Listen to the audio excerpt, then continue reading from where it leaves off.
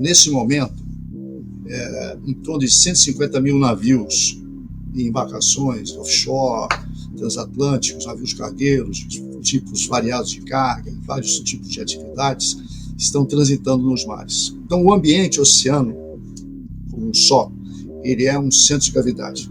Que até 2050, esse cenário pode se multiplicar por 3. De que maneira nós podemos apoiar esse desenvolvimento e que ele seja sustentável? Somente por uma forma, a descarbonização.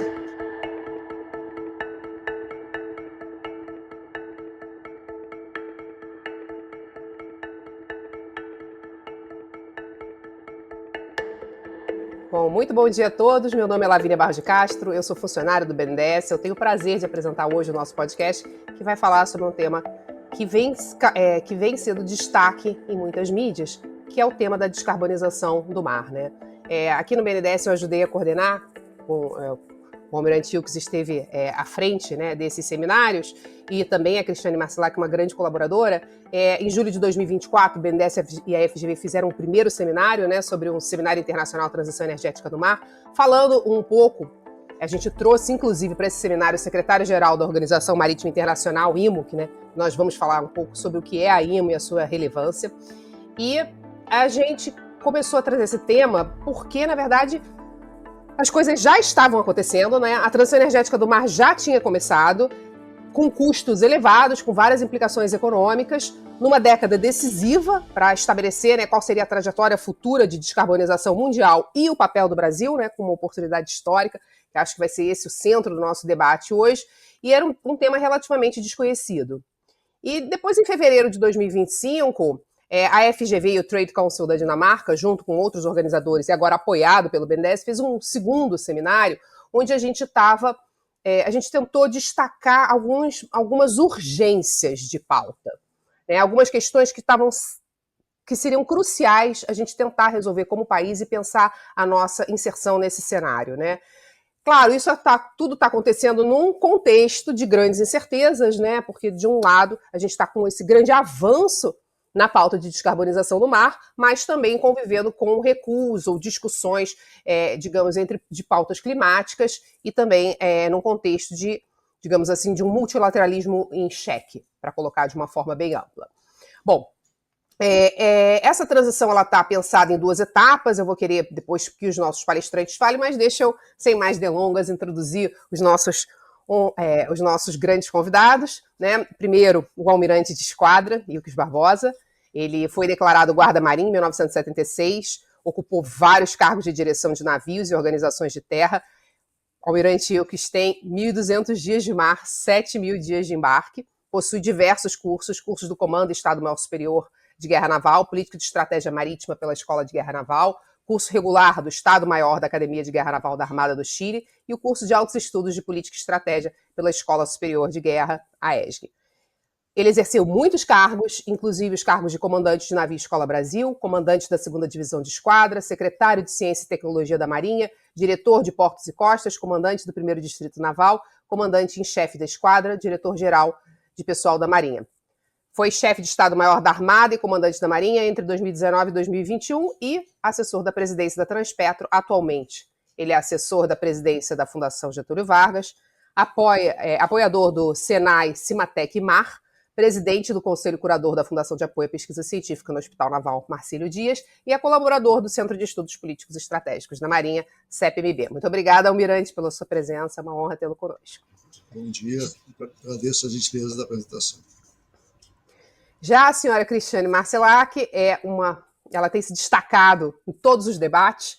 Ela participa da delegação brasileira da IMA, ela é engenheira naval pela UFRJ, com mestrado em transporte marítimo na PENOCOP, tem MBA em engenharia econômica e administração industrial da UFRJ, várias especializações, liderança no MIT, Sloan University, no IMD Lausanne, e atualmente está cursando o doutorado de engenharia naval na PENOCOP, com ênfase justamente em transição energética. Ela é uma profissional com mais de 30 anos atuando no setor de navegação e logística, com diversas posições nos últimos anos na C-Level e tendo ocupado posições como diretora da Oceanave Vale, CEO do Mercosul Line Maersk, presidente do Porto Imetã Veracruz, presidente da Transpetro, e hoje ela é sócia-diretora da Mar Salgado, que é uma empresa justamente voltada para a transição energética na navegação e membro da delegação brasileira da IMO. Então, ela vai descontar de dentro da IMO, né, como essa autoridade regulatória funciona e quais são as suas diferenças, oportunidades para o Brasil e todo esse debate. Bom, muito obrigado pela presença, Cristiane. E eu vou começar, então, acho que sem mais delongas, eu vou nesse caso, eu vou começar com o Almirante Ilques e vou fazer uma pergunta um pouco genérica, né? Um pouco para começar aqui, botar a nossa bola em jogo, explicar um pouco o que é a pauta de descarbonização, qual é a importância econômica dessa pauta, mas não apenas econômica, também a dimensão estratégica dessa pauta para o mundo e para o Brasil. Por favor, Almirante. Bom, primeiro, agradecer mais uma vez a gentileza do convite, a companhia da doutora Cristiane, uma líder sem nenhum tipo de desculpas, do ponto de vista da qualidade e excelência profissional da nossa co-palestrante, e também da doutora Lavínia, do BNDES. De início, para responder à pergunta, é importante contextualizar o ambiente que ocorrem esses fenômenos, essas situações de descarbonização. O centro de gravidade do planeta Terra, isso é importante de balizar dessa maneira, são os oceanos. É no oceano o ambiente político, ambiente econômico, situações ambientais, científicas e estratégicas. E eu vou me fixar nesse momento só no ambiente econômico. Nós estamos falando do comércio marítimo internacional, do comércio internacional, da ordem de 40 trilhões de dólares. Nesse momento, em torno de 150 mil navios e embarcações offshore, transatlânticos, navios cargueiros, de tipos variados de carga, em vários tipos de atividades, estão transitando nos mares. Então, as veias e artérias do planeta estão nos navios, estão correndo e fluindo nos oceanos, sem mencionar as questões dos cabos submarinos. Então, o ambiente oceano, como um só, ele é um centro de gravidade.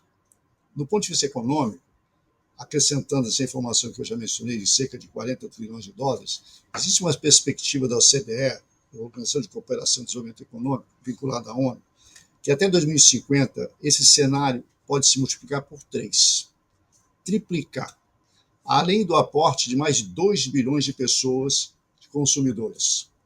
Então, a questão é, de que maneira nós podemos apoiar esse desenvolvimento e que ele seja sustentável? Somente por uma forma, da descarbonização. Trazer essa atividade econômica para um ambiente que a situação ambiental não seja comprometida. Por que o oceano é mais importante que a Terra do ponto de vista ambiental? Essa é a questão que linka com a situação econômica. 98% da água do planeta está no oceano. Se a questão de aquecimento global se agravar, a quantidade de energia que vai para a atmosfera é muito grande. Essa atmosfera repleta de condensação de água, porque a água tem um fenômeno físico-químico importante, é ela que viabiliza a nossa vida no planeta. Ela é estado sólido, líquido e gasoso. Se essa quantidade de gás de água, esse vapor, condensar, ele cai em forma de chuva, em líquido. Isso são as famosas catástrofes ambientais que nós estamos vivenciando, inclusive recentemente no Rio Grande do Sul. Mas se essa questão continuar aquecendo, mais energia ainda fica retida na atmosfera, o que impede toda a atividade solar, toda a questão de biossíntese, entre outras, serão afetadas. Então, a questão de descarbonização é importante frisar, muito importante frisar, não começou hoje nem terminará amanhã. No governo Barack Obama, quando nós fizemos um estudo preliminar desse assunto, já se mostrava que o perfil energético dos países já estava caminhando para uma mudança. Mais rápido, menos rápido, como agora pode acontecer uma redução na dinâmica, mas a dinâmica é a descarbonização, é a transição energética. O planeta está em transformação. E não é a primeira, também não será a última. Essa transformação coloca o Brasil uma posição muito vantajosa, uma posição de força. É mais ou menos assim, para que todos possam entender, aquela corrida de Indianápolis, todos os carros estão naquele circuito oval, distanciados entre si. Foi colocada uma bandeira amarela, uma bandeira verde, aquela bandeira que impede ultrapassagem, os carros se agrupam. É mais ou menos o que aconteceu com o que está acontecendo no Brasil. Nós estamos afastados em termos de indústrias, por isso é importante a reindustrialização nesse momento, com esse foco de descarbonização. Quando agrupou novamente, nós estamos numa posição de força. Por quê? Porque as nossas fontes de energia são eminentemente limpas, o que outros países não possuem essa situação. O que nós não podemos é descoordenar. Nós temos que ter um plano. Foi muito bem apontado pela doutora Cristiane, a necessidade de um comitê de alto nível, a necessidade de uma coordenação, porque, na verdade, essa descarbonização não é só o combustível do navio, não é só o motor do navio, a propulsão, são várias questões logísticas. Então, numa outra síntese, é um grande plano nacional de logística, que mexe com sistemas modais, rodoviários, hidroviários, aeroviários, ferroviários. Então, toda uma questão logística no país muda. E se nós soubermos atuar nesse nível de estruturação política e estratégica, nós vamos saber o que os fenícios já sabiam desde Priscas Eras. O oceano traz prosperidade. O oceano traz sobrevivência. Prosperidade porque nós exportamos. Sobrevivência porque nós importamos insumos como fertilizante, por exemplo. Sem fertilizante não há agronegócio. Sem navio não tem agronegócio. Não há. E se nosso transporte marítimo for taxado numa situação desconfortável, e aqui cumprimentar toda a equipe nossa que trabalhou na IMO, por intermédio da doutora Cristiane, sinceramente, nós teríamos um revés muito forte em emprego aqui no Brasil. Emprego, subdesenvolvimento, fora do mercado. Essa vitória, que agora tem que ser sucedida por outras, exigiu governo, empresa, cientistas, empreendedores, toda a sociedade brasileira está representada lá. Ter a possibilidade de ter a doutora Cristiane e outras, Paula, e outras profissionais que lá estavam, foi fundamental o Ministério das Relações Exteriores. Então, é uma pauta, vamos dizer assim, turning point para o Brasil. Turning point. Essas minhas primeiras palavras são nessa direção, Lavínia. Muito obrigado. Muito obrigada, Brent. Acho que perfeito que o senhor mostrou a relevância, né, do ponto de vista tanto da pauta de descarbonização quanto a relevância, digamos, econômica e geopolítica, né? E eu aprendi com os senhores, na verdade, né? E eu não tinha muita ideia disso, do tamanho, né, do transporte marítimo no comércio mundial, né? Que no Brasil é 95%. Antes vocês me ensinaram isso. E ao mesmo tempo, a descarbonização do todo, né, ela é 2,8% das emissões globais, né, de gás carbônico. E grande parte disso, 70%, é dentro do transporte marítimo. Né? Acho que é também muito interessante porque todas as pautas do transporte marítimo elas são de longo prazo. Você tem, digamos, as inércias, né? A idade média de um navio é muito alto, né? Os navios que são construídos agora vão estar ainda em operação então, em 2050. Então, essa é uma pauta que a gente sempre tem que pensar no longo prazo, né? E aí, dito isso, eu queria entender como é que se faz a regulação disso, né? E passar, então, aqui para a doutora Cristiane, né? Na verdade, explicar o que é a IMO, como é que se dá essa regulação marítima e claro, como tem sido o papel do Brasil na IMO, porque você é uma das nossas representantes. Então, muito feliz em tê-la aqui. Muito obrigada pelo convite, Lavínia. Bom dia a todos. Obrigada pela gentileza da apresentação de vocês dois. Dois craques em economia e geopolítica, então estou muito feliz de estar dividindo essa conversa aqui, de verdade. Bom, vamos começar pegando dois pontos que o Almirante Ilques colocou. Um é que a importância da navegação, né? O valor 95%. Né? O Brasil não é uma ilha, mas 95% do nosso comércio exterior é feito por mar. Então, tem uma questão da importância do mar na nossa economia, né? E da nossa prosperidade. Mas não só para o Brasil, como o almirante Wilkes colocou. E o mar, se fosse um país, seria o maior país do mundo, né? Seria 80%, 75%, 80% da nossa superfície, seria o maior país, o mais poderoso. E a questão que, como você me perguntou, é quem regula o mar? Porque o mar não pertence a país nenhum, né? Então, quem regula essa operação desse comércio internacional, que é baseado nos critérios, você pode dizer que mais de 80% é comércio internacional, mais de 85%, esse número varia dependendo do critério que você usar. Mas o comércio, vamos dizer que a globalização está toda baseada na nossa conexão marítima, seja mais de 80%, seja mais de 85% do nosso comércio internacional. Mas a gente se une através do mar. Por isso que até o almirante Wilkes cunhou o nome do geopolítica, é oceanopolítica, né? Porque o oceano é que define a nossa união enquanto globo, né? E aí, enfim, essa questão, como não pertence a país nenhum, né, lá acho que final da década de 40, por conta de uma série de acidentes, e, assim, comunidades, países se juntaram e falaram, olha, a gente precisa estabelecer uma regulação de segurança no mar. E aí foi criada a IMO, International Maritime Organization, IMO, né? E o objetivo da IMO era justamente esse, estabelecer práticas, estabelecer critérios, procedimentos, regulações para garantir essa segurança no mar, seja a segurança dos marítimos, seja a segurança da embarcação, seja a segurança do meio ambiente, tá? Então, eu diria, hoje, eu conheço um pouco a aviação, não conheço tanto, mas pelo que eu conheço, posso inferir aqui que a navegação é o setor mais regulado em nível mundial, tá? Porque essas regulações feitas pela IMO, elas são condicionantes do navio. Então, o navio, para operar em águas internacionais, ele tem que atender a Marpol, que são esses anexos com essas regulações, né? Uma vez que a IMO define uma regra nova, isso entra na Marpol, e o navio necessariamente tem que atender essas regulações para operar. Por que ele tem que atender? Vamos supor que um país diga, não quero atender às regulações da IMO.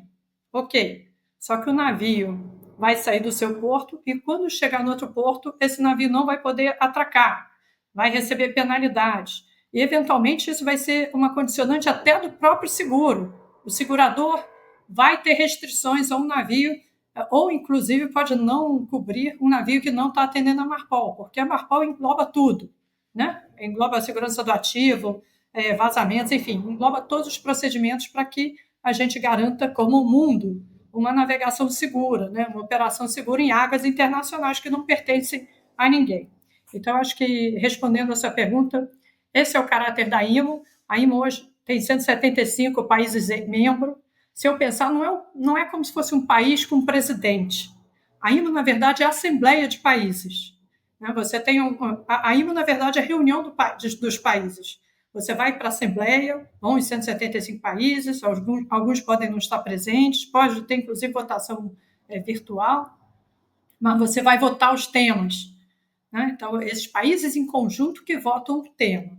E esses países em conjunto, em 2018, eles votaram uma primeira estratégia de descarbonização no mar. Nessa estratégia, o setor marítimo chegava ao net zero, chegava em 2050 com 50% de redução de emissões, e agora, em 2023, se aprovou, por unanimidade, todos os países presentes aprovaram uma estratégia de descarbonizar. Quando a gente fala de descarbonizar o mar, na verdade, a gente está falando em descarbonizar o transporte marítimo mundial, o uso do mar, né? A gente está descarbonizando a frota marítima mundial, e descarbonizar até 2050.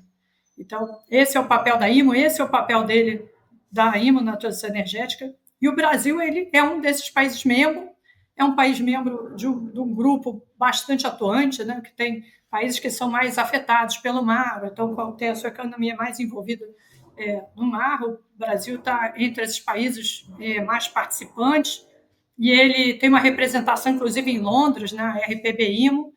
Quem representa... Cris, só um minuto. Antes de você entrar no papel do Brasil, explica um pouquinho, porque eu acho que as pessoas não conhecem, né? Como é que se dá a governança da IMO? Que você começou a falar de votação, acho que não... Explica só mais um pouquinho para a gente entender, então, a inserção do Brasil e, num certo sentido, até o papel dos Estados Unidos, né, na IMO, antes da gente entrar no Brasil, que isso vai ser gancho para outras perguntas também. Tá. Perguntas... Vamos lá. Então, a IMO ela funciona como assembleia. Então, os temas são votados por assembleia, né? A maior parte dos temas, a maioria dos temas, tem sido aprovado por unanimidade. Tá? Recentemente, a gente teve a transição que tivemos os Estados Unidos e mais um bloco de países árabes que pediu uma votação, não foi unanimidade, mas foi por extensa maioria. Tá?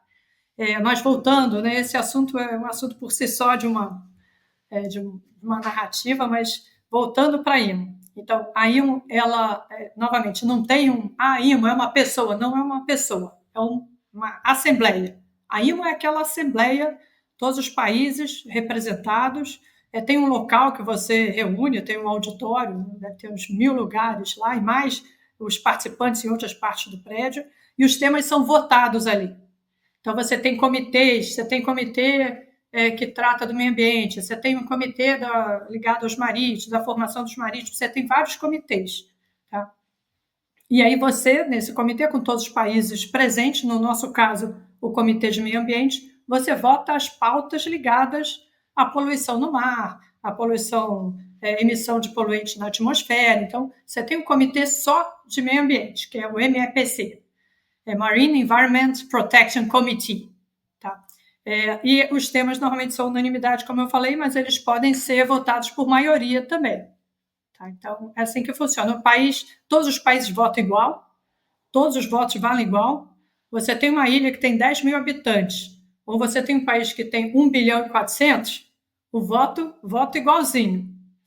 Um país que se retira da votação é 1 em 175 países.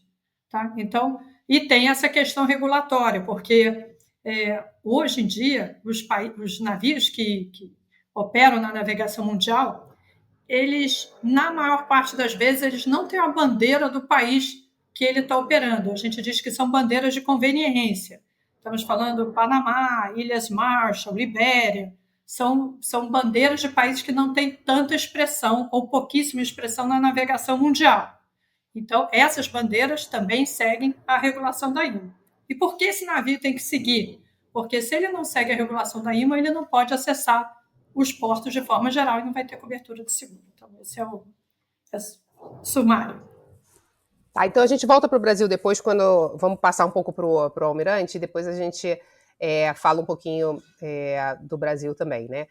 Então, na verdade, o Almirante Wilkes, ele já deixou um pouco isso na sua fala introdutória, né? Que quando a gente está falando de descarbonização, a gente não está falando só digamos assim, da frota, né? A gente está considerando que a questão começa ali na infraestrutura, né? Nos corredores verdes, nos combustíveis verdes. Aí a gente tem todas as cadeias de produção, né, que estão envolvidas e que precisam ser descarbonizadas também, até a gente chegar lá na ponta, até o final, né, na manutenção dos navios e depois o final no desmonte dos navios, né. E o Brasil tem essa ambição de não apenas descarbonizar, né, a sua frota, mas de contribuir para uma descarbonização mundial marítima, né, é uma pretensão mesmo. E parece que o Brasil realmente tem grandes oportunidades. Eu quero ouvir do senhor quais são as questões mais estratégicas, onde estão as grandes oportunidades do Brasil. E também queria que a Cris falasse um pouco. E aí ela pode também falar que, não sei se vocês sabem, mas o Brasil tem uma certa liderança na IMO. E eu queria que ela mencionasse isso também para a gente. Aí complementa. Perfeito. Lá, Almirante, por favor. Primeiro, quais são as oportunidades? Nós, de fato, temos muitos estaleiros no Brasil. Uma quantidade razoável, e com alguma capacidade técnica remanescente de outros períodos mais favoráveis. Existem também capacidade regulatória. Nós temos a Autoridade Marítima Brasileira, que, seguindo as normas da IMO, tem condições de acompanhar e regular internamente esse cumprimento, dando estabilidade. Existe também um corpo de advogados, escritórios maritimistas, que tem condições também de apoiar esses desdobramentos. Então, quais são os desafios importantes? Primeiro, a indústria naval realmente entender, plenamente entendido, que existem vários segmentos da indústria naval. Primeiro, a construção naval, reparo naval, manutenção naval, retrofit, que é um navio se transformar em outro, ou uma modernização. e o desmantelamento e reciclagem. Então, é um portfólio de opções muito grande. Quando nós nos concentramos em uma só também em determinado segmento da construção naval, isso empobrece e dificulta o acesso ao emprego pleno, porque essas cadeias, esse blockchain, as cadeias logísticas, são interligadas. Quando eu segmento as veias, as artérias, a quantidade de vida diminui, que está passando, usando um exemplo da medicina. Então, esse é um ponto importante de solução interna nossa. Nós temos que resolver esse problema, internalizando algumas convenções internacionais e pautando regulamentos que já estão, inclusive, no Congresso Nacional. Um determinado projeto de lei que está em curso, nós também atuamos nisso, para que crie essas possibilidades. A quantidade de navios, só para ter uma ideia assim, da dimensão econômica, nós temos hoje, nesse momento, em torno de 2.000 navios transitando na nossa área mais próxima. Se 5% desses navios, 5%, são 100 navios, demandarem os nossos portos para reparo, manutenção, em alguns dos nossos estaleiros, não tem estaleiro que vai dar conta. Por quê? Algumas situações de acesso ao porto, infraestrutura, dragagem, sinalizações, capacidade de diques. Então, existe também uma necessidade. E aí, explicando um pouquinho a questão da descarbonização, entrando nesse sistema de indústria naval. A montante do porto, antes do terminal, a montante do porto, toda uma estrutura verde, ecologicamente correta, tem que ser estabelecida. Jusante do porto, ou seja, depois do porto, aí entra o navio, também. Então, essa é a dimensão do plano logístico que eu estava mencionando, que envolve a descarbonização. Então, não é somente o navio, a propulsão, a questão de porto, os terminais. Toda a estrutura logística do país está em questão. Porque não adianta chegar um combustível verde no porto, mas, na verdade, a montante, ou seja, antes do porto, ele é completamente não ecologicamente correto. Então, essa é a composição. Um outro ponto que eu quero frisar, que a doutora Cristiane mencionou, a Cris mencionou, essa questão da influência da IMO. A IMO trabalha num ambiente internacionalmente, a área marítima internacional, a área onde não há bandeira. Um navio pode ter uma bandeira de registro, carga de diversos países, pode ser construído num terceiro país, ou seja, uma miscelânea de países com interesses. Como é que se faz para regular isso? A Assembleia com voto unitário.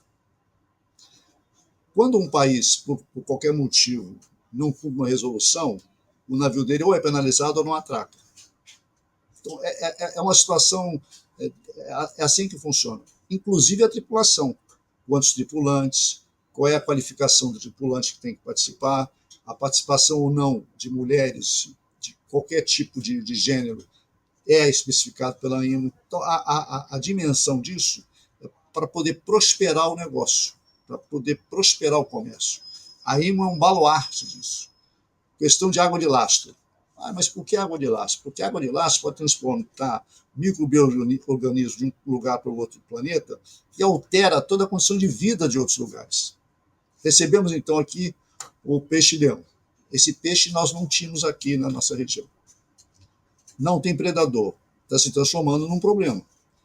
O problema do coral sea, o problema do coral. Esse micro-organismo também não tinha na nossa região. Então, ele tem que ser combatido aqui. E através do quê? Acompanhando a água de lastro. Então, não são questões assim simples. São complexas, porque envolvem diversos direitos, diversos países, diversos ordenamentos jurídicos. Então, a IMO é importante. Almirante, me explica o que é água de laço? Desculpa, eu não sei. Um navio, quando está navegando, ele tem que manter a estabilidade dele. A estabilidade. Tem meta-centro, centro de gravidade. A doutora Cristiane Engenheira Naval sabe, é nossa professora para isso. Então, ele precisa trazer o peso dele, vamos dizer assim, para o mais baixo possível do navio, para que ele fique estável, que ele não fique com muito jogo e possa emborcar. E isso cria, então, uma situação, quando ele está sem carga, ele fica leve, ele sobe. Quando ele subir, ele diminui o calado, diminui aquilo que está afundado na água. Essa é uma conversa Arquimedes, empuxo, para poder o navio flutuar. Então, quando se coloca água de lastro, o navio embarca a água, faz um peso que força ele a baixar. Então, o centro de gravidade dele também abaixa, ele fica mais estável, fica mais seguro. Então, quando a gente vê um navio mercante plenamente carregado, ele está estável.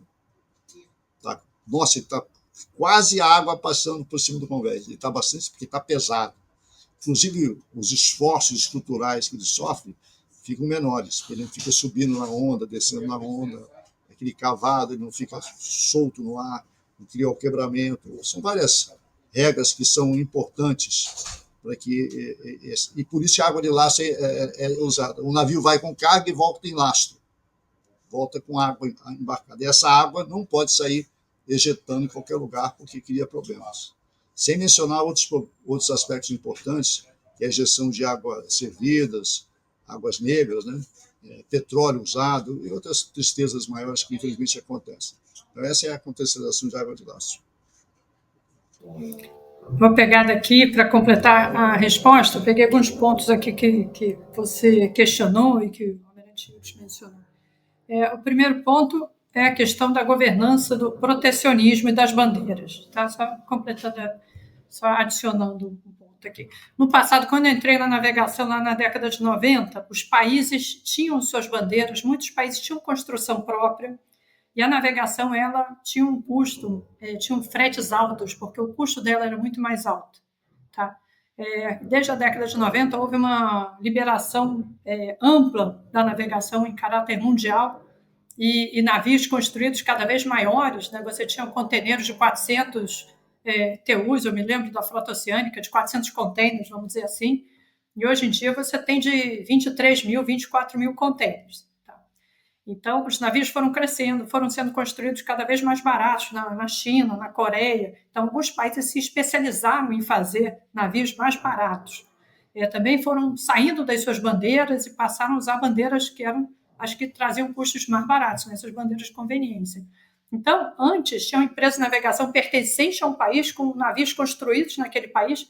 Isso houve uma ruptura total a partir da década de 90, e hoje os países são construídos na Ásia, são operados com bandeiras das ilhas do Pacífico e são afretados de forma spot por vários operadores. As empresas de navegação, tinha uma empresa brasileira, foi comprada por outra alemã, que foi comprada por outra dinamarquesa. Então, são empresas que operam no mundo todo, não operam na rota daquele país. Então, hoje, e com isso foi muito positivo para o comércio internacional, porque à medida que os navios ficavam maiores e mais baratos, você viabilizava novos comércios, novos fluxos, né, que chegando em países pequenos, grandes. Então, essa competitividade, essa liberação da navegação criou uma malha muito ampla para vários países. Então, totalmente globalizado. Exatamente, esse foi um vetor de globalização. A gente não pode esquecer que a globalização está em cima do oceano e que essa liberalização trouxe a competitividade para um modelo hoje que não tem cara de país. Tá? Você tem vários players que são dissociados daquele país na navegação internacional. Tá? Constrói um lado, bandeira de outro, afretado do outro para carga do outro. Então, é assim que funciona para a melhor conexão possível marítima entre países. Então, esse é o primeiro ponto. Tá? A outra questão, voltando, você perguntou sobre a transição energética. Quais são as oportunidades? Só vou dar um passo atrás e falar 4 coisas aqui. Falar sobre a transição energética, falar sobre os fósseis, falar sobre os modelos de taxação dos fósseis e falar sobre oportunidades, só para chegar nas oportunidades. Então, a primeira coisa, falar sobre transição energética. Como a gente sabe, desde o Acordo de Paris foi 2015, esse acordo da IMO foi 2023, o mundo realmente chegou a uma visão científica de que a ação do homem está promovendo aquecimento da atmosfera e que isso, determinado aumento de temperatura, vai ser danosa, bastante danosa para a vida na Terra. Então, existe um impacto mundial, apesar de alguns países pediram autos desse pacto, mas, de fato, tem um aquecimento e existe um pacto para essa transição, que é o Acordo de Paris. No caso da IMO, é a estratégia de descarbonização. Como a gente falou lá atrás, quando a IMO define uma meta, não é como os países. Se eu atinjo a meta, ótimo, se eu não atinjo, tudo bem. No caso dos navios, não, você é obrigado a atingir a meta, porque isso vai entrar essas práticas vão entrar no seu anexo da Marpol, da sua convenção, que você tem que atender para atuar na navegação mundial. Então, o primeiro ponto é vinculante. O navio tem que atender o que a IMO faz, não é opcional. As metas que a IMO define são atendidas pela navegação. Há outro ponto, talvez seja o primeiro de todos, a navegação vai ser o primeiro setor a descarbonizar em caráter mundial, porque a IMO é reguladora e porque ela definiu essa estratégia. Então, botando em perspectiva, e acho que isso é uma ótima notícia, assim, impactante, né? Todo um setor descarbonizar. Como disse o Almirante Hughes, a navegação representa só 2,89%, 3% das emissões. Por que começa pela navegação? Por outro lado, é um setor que é regulado a nível mundial, é um setor com ótima governança, em que todos os países são impactados. Então, vamos dizer que é um bom protótipo para você exercitar uma transição. Quando a IMO definiu essa estratégia, que os navios iam chegar ao net zero, ou seja, a descarbonização em 2050, ela começou adotando medidas de eficiência.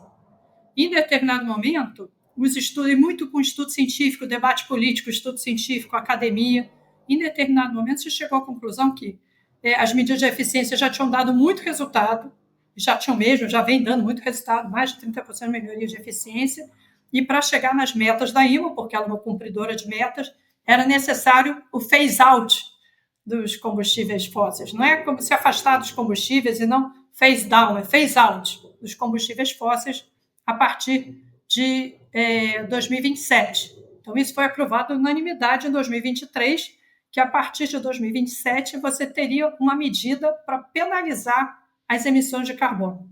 Tá? Emissão de GHG, não só carbono, mas todos os gases de efeito estufa. Então, 2027, você adota uma penalidade sobre as suas emissões, você vai ter que pagar para poder poluir, e essa penalidade vai aumentando, as metas vão aumentando até chegar ao net zero em 2050. Tá? Agora, como são essas penalidades? Como é que é o valor dessa penalidade? Quais são as metas de redução até 2050? Então, isso sofreu muitos debates, passou por vários debates da IMO nos últimos 7 anos, e agora, em 11 de abril do mês passado, foi aprovado o modelo de penalidade. Tá? E o Brasil foi muito atuante, como você falou, da liderança do Brasil, porque tinham 2 grandes blocos, né? Tinha um bloco que era o bloco dos países europeus e das ilhas, né, que estavam buscando uma penalidade muito mais forte, né, você penalizar 100% das emissões de carbono, ia penalizar bastante a navegação brasileira, porque nossas rotas são muito longas, são mercadorias de baixo valor agregado, muita commodity, não só nossa, mas toda a América do Sul. Nós somos exportadores para longas distâncias, que o maior mercado mundial é na Ásia, né, é a China. E a nossa rota é muito maior do que uma rota da Europa, que está ali do lado. Então, nós seríamos... E nossos produtos têm menor valor também. Então, nós seríamos extremamente penalizados. E, então, tinha um bloco que era a América Latina, era a China, alguns países asiáticos, eram os países asiáticos, majoritariamente, o Japão não. E tinha um bloco da Europa com as ilhas do Pacífico, e o nosso bloco, que o nosso objetivo era penalizar só a diferença para a meta. Ano a ano você vai reduzindo até chegar nos 100% de redução, e você vai penalizando esse valor que ultrapassar a meta.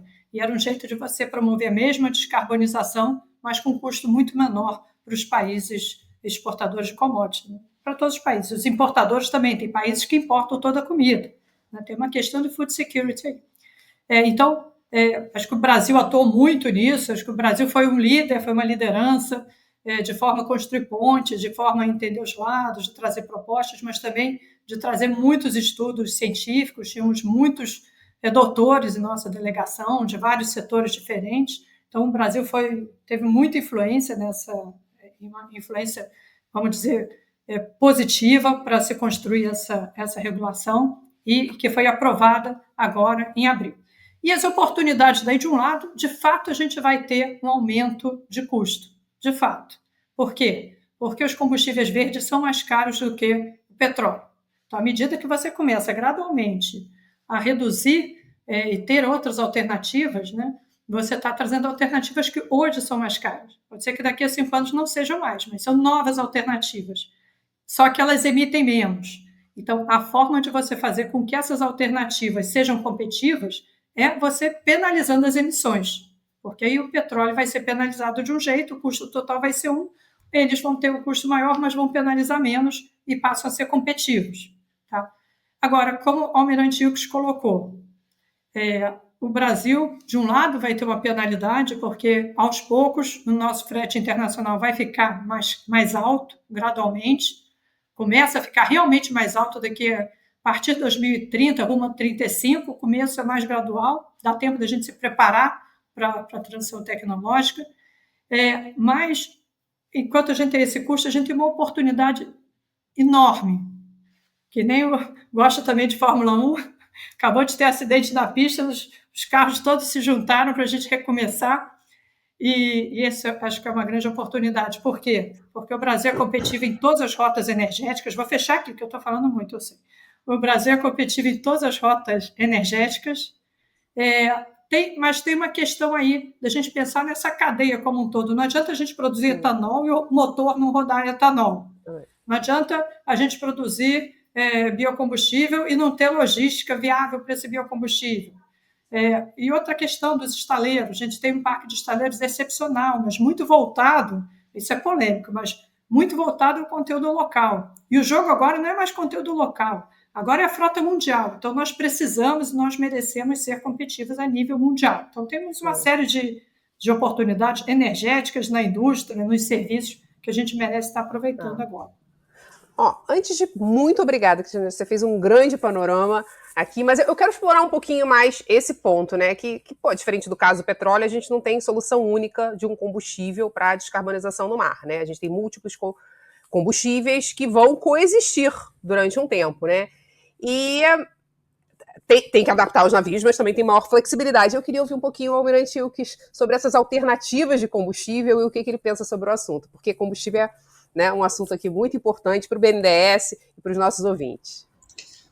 Esse é um ponto realmente de destaque que coloca o mercado na pauta. Aquele que for mais competitivo no mercado levará a maior fatia de oferta de produtos e serviços. Essa é a etapa seguinte do desafio. Primeiro foi colocar a possibilidade de nós entrarmos no jogo. Foi colocado. Nós estamos com os combustíveis brasileiros renováveis, todos eles com uma opção. A cadeia logística, montante, jusante, como eu expliquei, tem que ter capacidade para entender que, além de a cabotagem, o offshore, nós podemos também entrar no novo curso, inicialmente em corredores verdes, para explicar melhor que é um corredor verde, é um porto verde conectado com outro porto verde. Essa linha de comunicação marítima, ela é verde. Isso exige que os dois lados estejam na situação ambiental correta, como se espera. Então, esse é o desafio seguinte. Então, se encher de etanol de um lado, tem que ter etanol para encher do outro lado. Exatamente. Se o navio, com a propulsão dele, usar determinado combustível, ao longo de toda a navegação dele, tem que ter esse combustível disponível para que ele possa ser reabastecido. Bom, esse é um primeiro ponto. Então, recentemente, uma notícia que a combustível de aviação foi feito um acordo entre o Brasil e a China para usar na aviação chinesa interna, usar combustível brasileiro. Isso é uma vitória muito importante. E onde é que entram os desafios? Eles entram numa dimensão um pouco mais relevante. A geopolítica da energia é uma geopolítica de poder das grandes nações, que hoje está centrado no petróleo e no gás.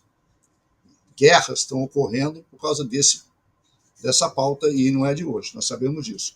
Essa mudança de geopolítica, a União Europeia, e aqui é uma interpretação minha, a União Europeia precisava de um afastamento do gás, principalmente, do petróleo. No primeiro momento do gás e no segundo momento do petróleo. Ela, então, fez um movimento interno com os seus fatores de força, que é um determinado tipo de combustíveis. Esse determinado tipo de combustível precisa de uma tecnologia mais sofisticada do que os nossos combustíveis. O nosso combustível, do ponto de vista de transformação, de retrofits, é mais barato. Ele é mais à mão. E o Brasil tem uma tradição de motores flex. Nós já atuamos com álcool em carro há algum tempo. Essa tradição, essa flexibilidade é que dá um fator de força para nós. Mas não adianta ficar só na retórica. Nós temos que... O apoio do BNDES nessa pauta foi fundamental. O apoio da Fundação Getúlio Vargas também foi fundamental. Por que motivo? Porque traz a dimensão política para o assunto. Traz o interesse do poder político para essas questões que são de Estado. Não é uma questão da sociedade, é uma questão de Estado. E aí um desafio adicional. Os países produtores de petróleo, os grandes países produtores de petróleo, estão também em pauta de transição. Essa questão da transição é interessante, né? Começou o Acordo de Paris em 2015. Para acontecer o Acordo de Paris, antes disso, a pauta da transição energética já ocorria. O Rio 92, foi bem antes, já colocou esse tema em pauta. Em 2007, 2008, mais ou menos, eu participei de um estudo de quando é que seria a transição energética do planeta, ela seria um turning point. Quando é que o petróleo, ainda existente e vai continuar existindo, deixaria de ter a predominância na matriz energética do mundo. Naquela época, com os elementos que nós tínhamos, e nós estudamos muito o plano energético dos Estados Unidos, que estava em transformação, principalmente na administração de Barack Obama. Por que os Estados Unidos? Que é um dos maiores produtores dos países de petróleo do mundo, a maior fonte de energia do planeta, nuclear, petróleo, gás, etc. Ele já indicava que estava na faixa de 2035 a 2037. Naquela época, com os elementos que nós tínhamos ainda muito incipientes. Por uma incrível coincidência, eu coloco nessa pauta de coincidência, deu 2035, 37 a 2050. Para nós, para as senhoras, é pouco tempo, né? Porque ainda estarão bem jovens daqui a 15 anos. Eu não. Mas para o Brasil, é ontem. Nós temos que tomar providências com relação a essa transição anteontem. Traz anteontem. Então, o senso de urgência significa o seguinte: uma fonte de energia que nós temos no nosso PIB, importante, da ordem de 20%, está inserido ali, petróleo, óleo e gás. Essa transição energética, alguma coisa tem que entrar no local. Alguma energia, sob todos os seus desdobramentos diretos e indiretos, tem que entrar nesse local, para que nós não soframos uma queda econômica muito abrupta. Ou, vamos dizer assim, mesmo que declinando, nada em sua substituição. Por isso que alguns países estão criando fundos soberanos.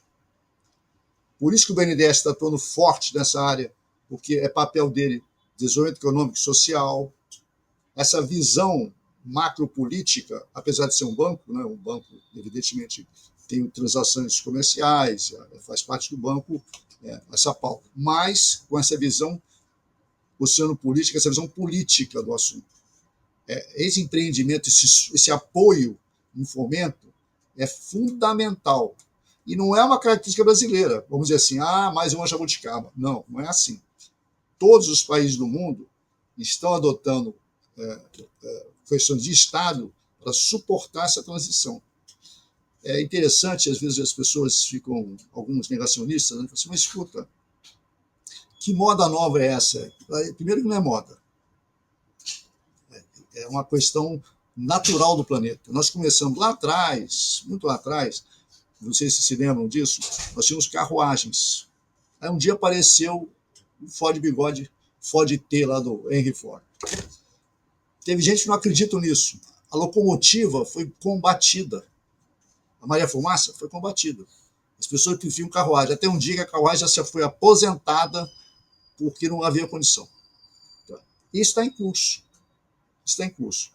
Então, a questão de importância, ela tem importância, só para sublinhar, né? Política, porque é um jogo de poder, um jogo de oportunidades, um jogo de desenvolvimento, quem vai sentar à mesa e quem não vai sentar à mesa. Esse é o jogo. E nós conseguimos chegar na mesa. Agora é continuar nela. Essa é a minha contribuição nesse momento.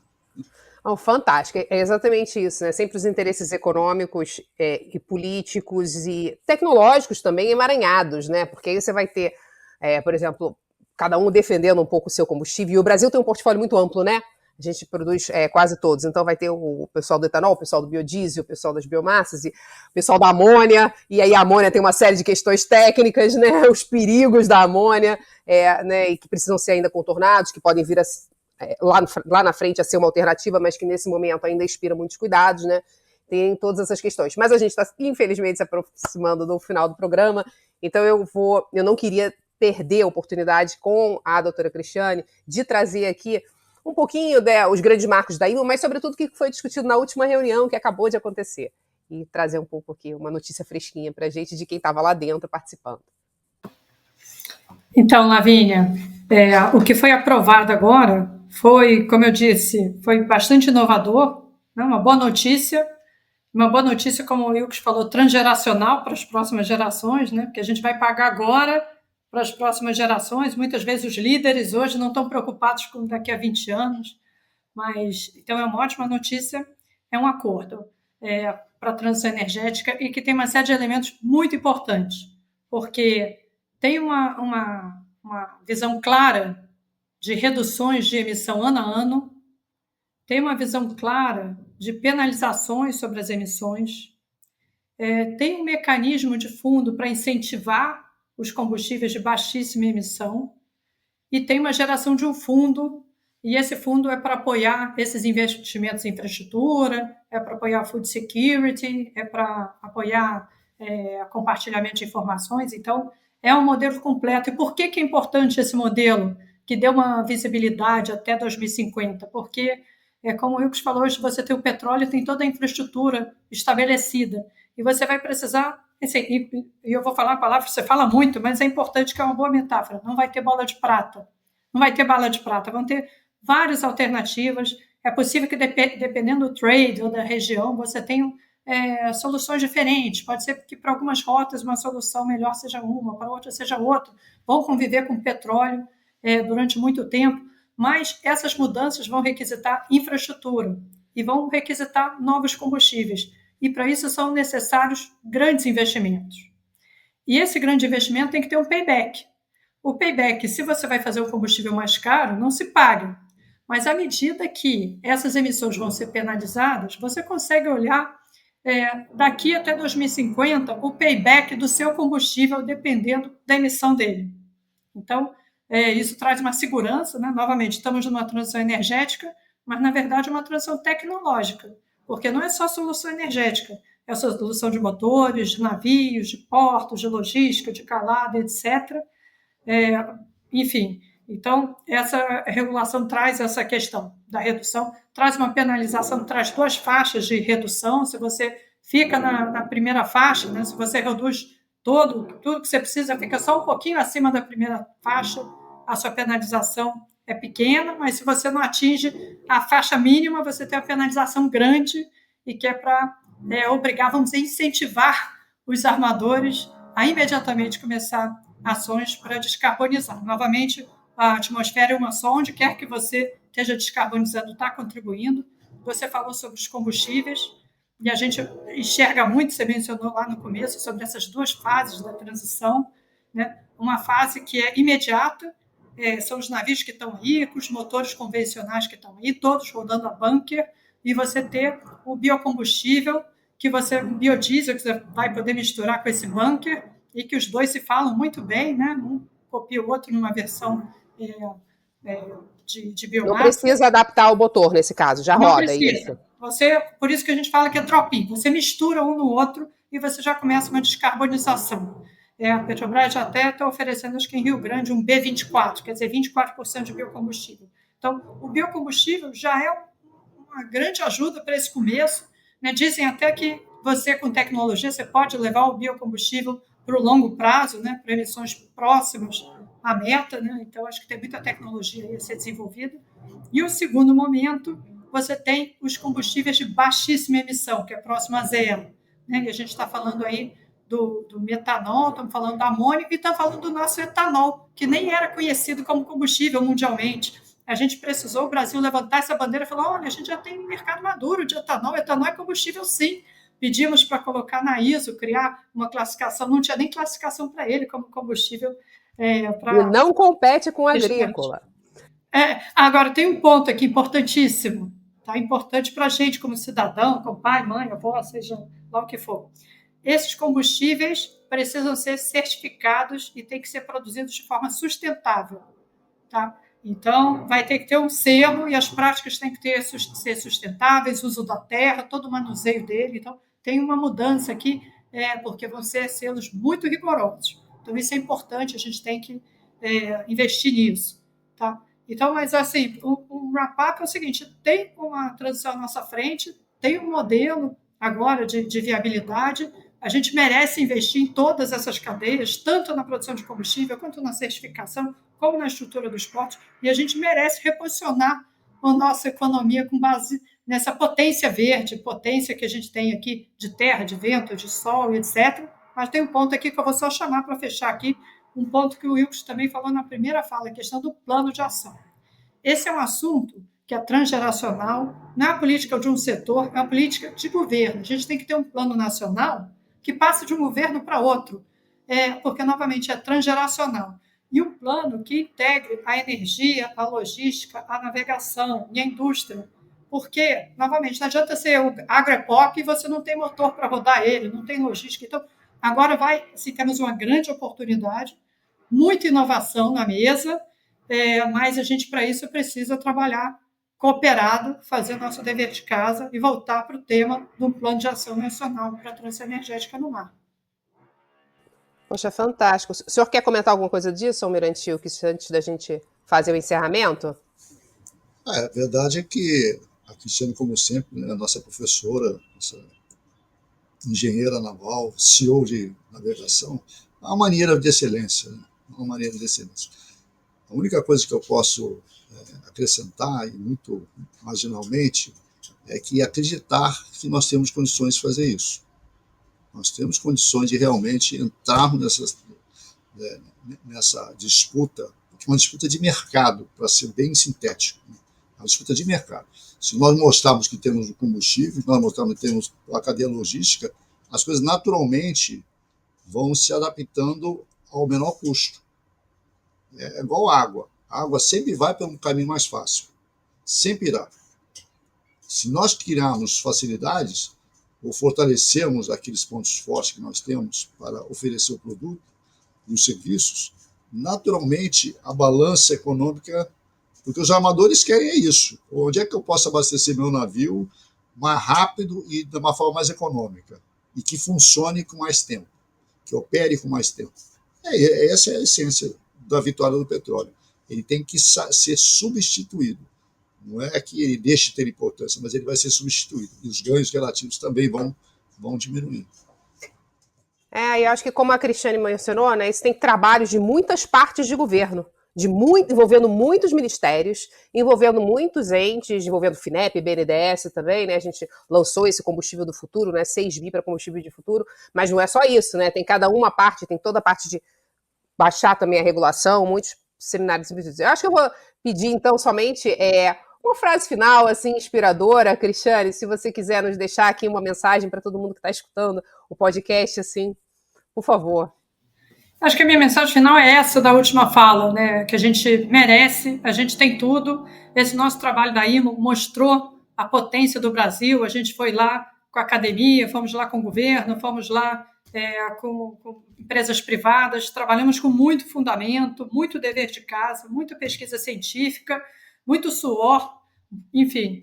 E voltamos, lógico, é uma grande jornada, mas voltamos com um resultado muito positivo para a transição.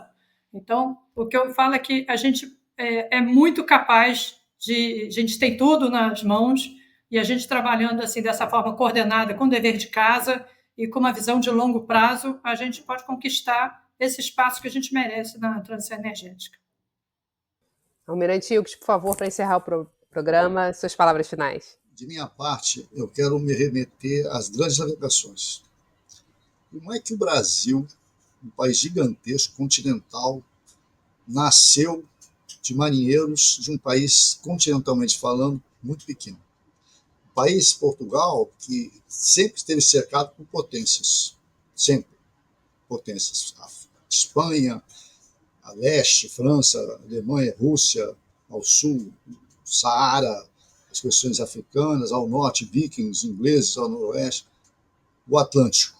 Foi aí que um conjunto de pessoas conjunto de personalidades, formaram a famosa e legendária Escola de Sagres. É essa Escola de Sagres, uma vocação política importante de liderança da época, por inclusive uma princesa inglesa, que nós, Felipe de Lancaster.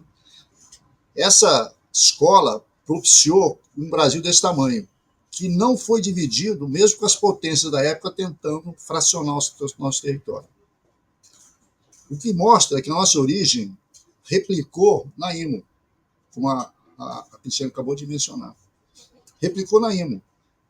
Personalidades envolvidas, conhecedores de várias áreas do conhecimento humano, vários segmentos de conhecimento, se coordenaram sob a coordenação política do MRE e da Marinha, conduziram as nossas argumentações a uma vitória. Essa vitória reflete as mesmas aspirações do passado. Não existe exemplo no mundo uma situação igual a nossa. Não é vamos dizer assim, um exagero de retórica, é uma constatação. Então, a mensagem é sinergia. Um jogo é de ganha-ganha. Um jogo de bem comum, desenvolvimento nacional. Nós não temos outra alternativa. Essa é a cerne da questão. Investir em conhecimento, centros de conhecimento. Sempre me dizem, mas qual centro? Vários. Na COP, na FGV, na USP, no IBMEC. Quanto maior quantidade for massa crítica, se nós tivermos várias Lavínias, várias Cristianes, vários Filipes, que é o nosso mentor aqui nesse podcast, o país será melhor. Oportunidades. Esse é o ponto central. Recursos financeiros não nos faltam. Recursos materiais também não nos faltam. O que nós precisamos agora é o plano. Qual o plano? E seguir esse plano. Em questão de, olha, eu vou fazer um esforço aqui, temendo correr uma impropriedade, mas em 2, 3, 4 anos, o Brasil muda o perfil. Muda o perfil. Porque ele é muito forte. Esse país é muito forte. O que nós não temos? O que não temos é o plano. Qual é a estratégia que nós vamos fazer? Se juntou agora, em questão de meses, de abrir o nosso primeiro seminário até agora, nós juntamos aquele primeiro seminário, Lavínia e Cristiano, 60 pessoas de mais amplo conhecimento, vários setores, 60, em 2 dias. Aquilo foi o start. Aquilo navegou por várias instâncias, foi, voltou, e eu conseguia ver as movimentações ocorrendo, desagou nisso. Desagou nessa vitória. Então a mensagem é: temos que acreditar e vai dar certo. Nós temos condições disso, plenas. Essa é a mensagem que eu posso dar para vocês aí. Muito obrigada, Almirante. Muito obrigada, Cristiane. Um grande prazer tê-los conosco. Aprendemos muitíssimo aqui nesse podcast e essa luta aí continua, né? Isso é uma luta de muitos anos, está apenas começando. O podcast Missão Desenvolvimento é uma realização da AFB-NDS, Associação de Funcionários do BNDES, e vai ao ar semanalmente em todas as plataformas digitais. O programa tem direção de Felipe Peçanha, produção de Tatiana Gurgel e edição de Pedro Rocha. Para saber mais, acesse nosso site www.missãodesenvolvimento.com. Você também pode assistir a outros episódios já gravados nos canais do Missão Desenvolvimento e da AFB-NDS nas redes sociais. Até a próxima!